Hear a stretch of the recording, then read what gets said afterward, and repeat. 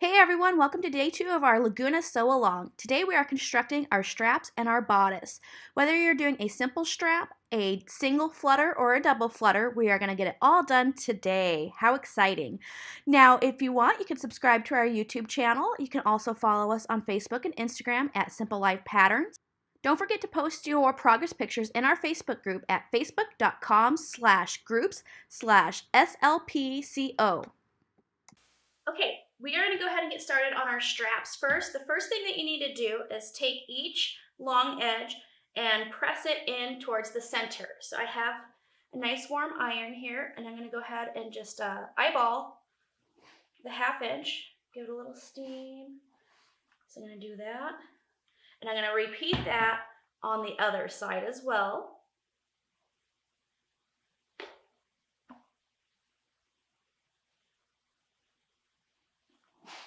Okay, once we have our 2 long edges pressed in towards the center, you're going to fold it in half. This is just to kind of give it its shape so you know where the fold lines are and it's easier to sew. So go ahead and fold that in half and press. So now if you are doing a simple strap, you will take this to your sewing machine and go ahead and sew 1/8 of an inch down this edge, and this will close it. Now I like to have stitching on this side mainly for aesthetic reasons, so you can go ahead and stitch 1/8 of an inch down this edge as well. And you'll repeat that with both of your straps. Now if you're adding flutters like I am, I have my flutter pieces. I'm going to set those aside. I have my flutter pieces right here. And I'm going to flip it this way for you. The first thing that you're going to do is, I'm doing a double flutter, just so you guys know. That's why I have 2 different size ones, and I have these ones right here as well. We are going to hem the straight edge, not the curved edge, but the straight edge of our flutters. So I'm going to go ahead and fold this up 1/4 of an inch and press. And I just eyeball all of this. It doesn't really matter if it gets off a little. And you're going to fold it one more time and press again.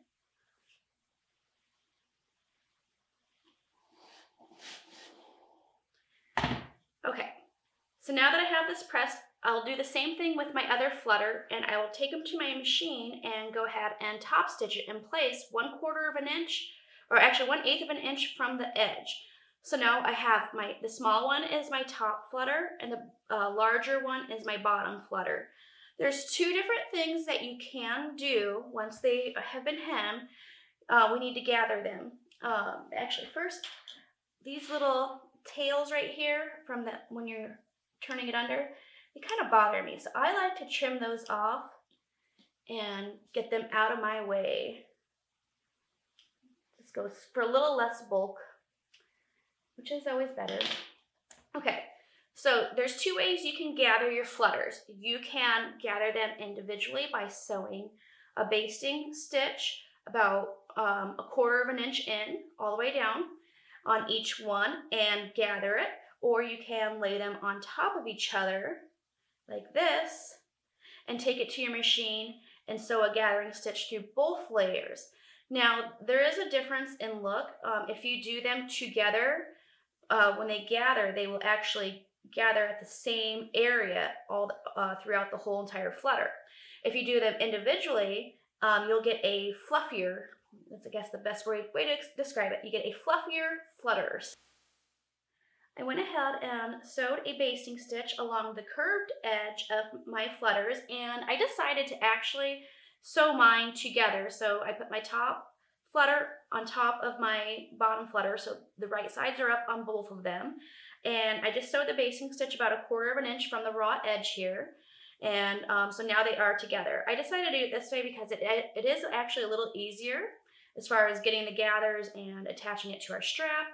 It's kind of an all-in-one process versus if you did them individually, you do get a fluffier ruffle, but you have to do a little bit more work when you do it that way because you have to do them each individually. Okay, now what we need to do is take our strap and kind of lay it right here just as a guide. We need to adjust the gathers on our flutter so our flutter ends up being the same length as our strap. So just kind of pull from the bobbin. Move that out of my way. And just continue to gather it up a little bit right here.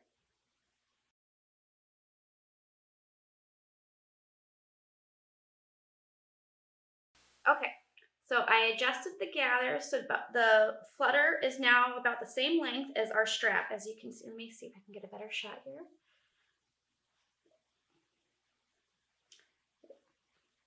It's about the same length, just like that. Now, they're not perfectly adjusted. That's okay, because we're going to do that here in just a second.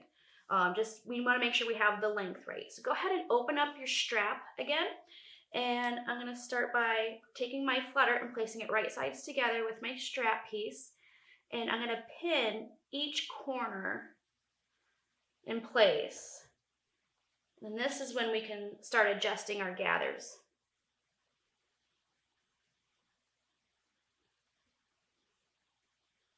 Okay, so now you can see right there, now it's pulled perfectly.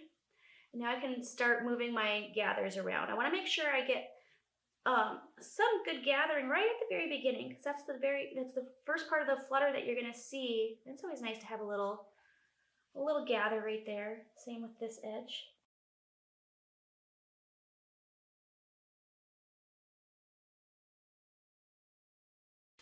So here's one that I have pinned. And now I'm going to go to my machine and I'm going to baste this flutter in place using a 1/4 of an inch seam allowance. I'll be right back. Okay, my flutter is basted to the strap. Now I'm just going to fold the strap back in place how we had it when we first pressed it in half. So once you do this, you can see it covers up the seam. And you just want to make sure everything is laying nice and flat on the front and the back. And you can go ahead and pin it in place. And you'll know if it's laying right because we have our center crease. It should still all be folded right there. And just pin every inch or so, like so.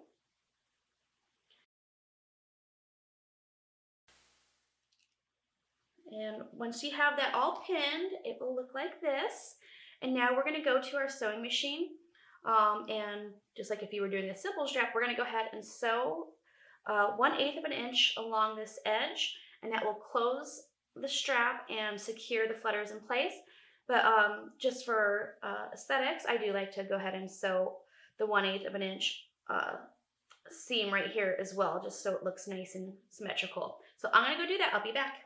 Okay, I have my straps all sewn in place. I like to give them a little press just to kind of keep them looking nice and flat and pretty. So I'm going to do that on both of these. And now we get to attach our straps to our bodice. So to begin that, we need to get our front main bodice out, and then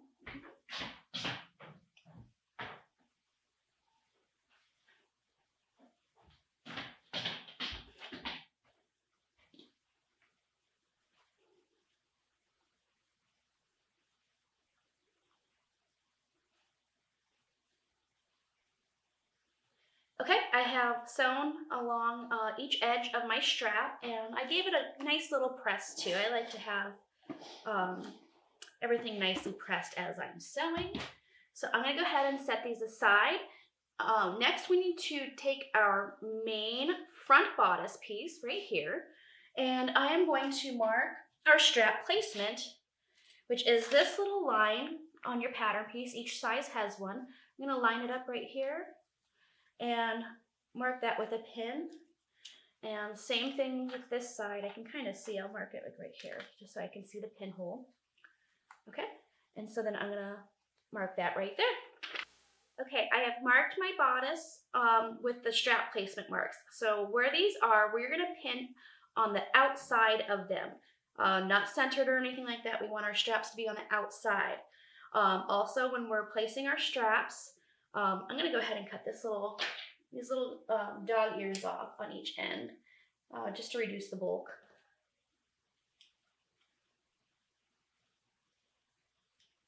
Okay, so you can take your strap and place the edge that does not have a flutter on it right along that mark and pin it in place.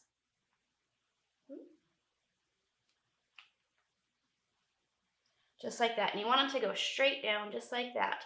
So your flutter is towards the side seam. You don't want your flutters going in, otherwise the flutters will be going up the kid's neck, and that's not really what we're going for here. So take the other flutter and go ahead and pin. Remove that so I can lift this fabric up. Okay. I like to pin at the bottom too, just to make sure that the flutters don't shift when I'm sewing. Okay, so that's all ready to go. Okay, if you don't want to baste, you don't have to. You can just keep it pinned and take your pins out before you sew over that area. We're going to take our front lining piece now and lay it on top, and just go ahead and pin it all the way around.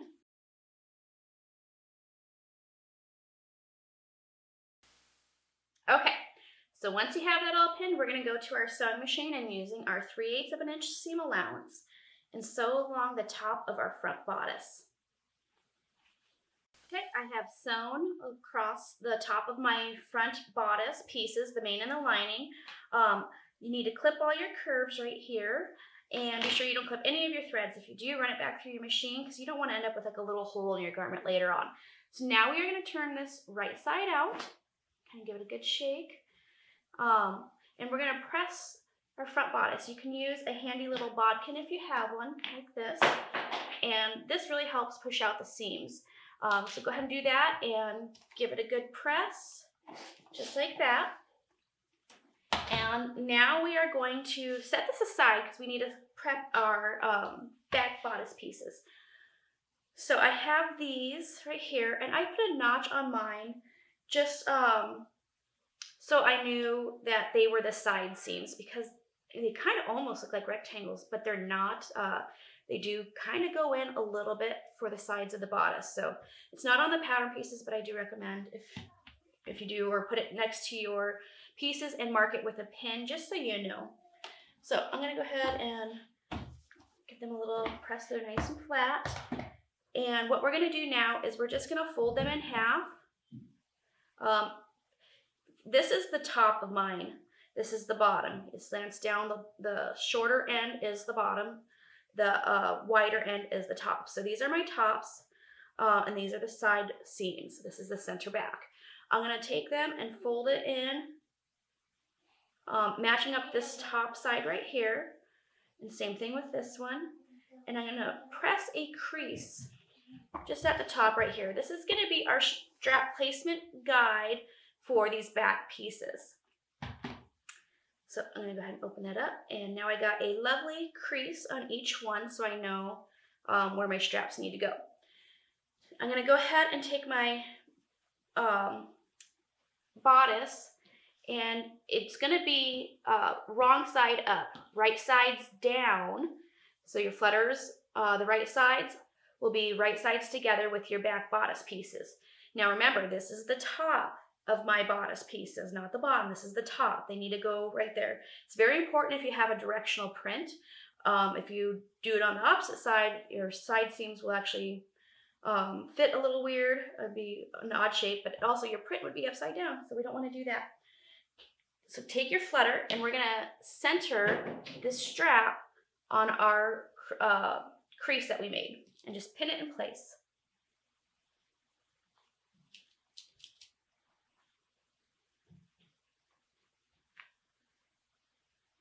Okay, once you have that, we're going to go ahead and take our lining pieces and place them on top just like so. I put notches on those as well. Now I'm going to go and sew 3/8 of an inch up the center back and across the top of the back bodice piece. So up and over. I'll be back. Okay, I have sewn the center back and the top of each side here. I'm going to just cut an angle at each one of these corners. That's so that it get a nice crisp, clean point. And just turn it right sides out. You can use your trusty little bodkin now to pop that corner out, just like so. And do the same thing with this side.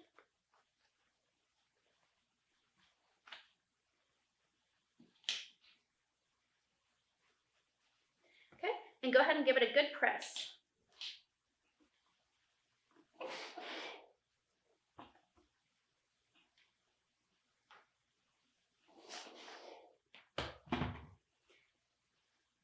Okay, so now we have our front and back bodice pieces attached to our straps, but now we need the side seams to be sewn together. So the best way to do this, I'm going to get rid of that so you can see maybe a little bit better here. You're going to separate your main and your lining for your front bodice right there, and you're going to do the same thing with your back pieces. It won't lay completely flat, but that's okay.